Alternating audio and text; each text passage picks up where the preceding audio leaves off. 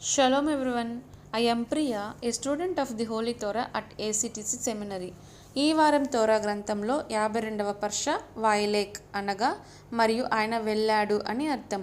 ఇది సెఫర్ తోరా నందు 52వ పర్ష మరియు సెఫర్ దెవారిం లేదా ద్వితీయోపదేశ కాండం నందు 9వ పర్ష.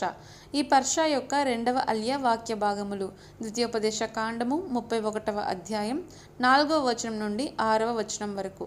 ఈ రెండవ అలియాలో మోషే ఇశ్రాయేలులకు ఎలోహిం సీహోనును మరియు ఓగు రాజులను వారి భూములను ఎలా ఓడించాడో గుర్తు చేస్తారు. ఆయన ఇశ్రాయేలుకు ధైర్యంగా ఉండమని, భయపడవద్దని ఆదేశిస్తారు.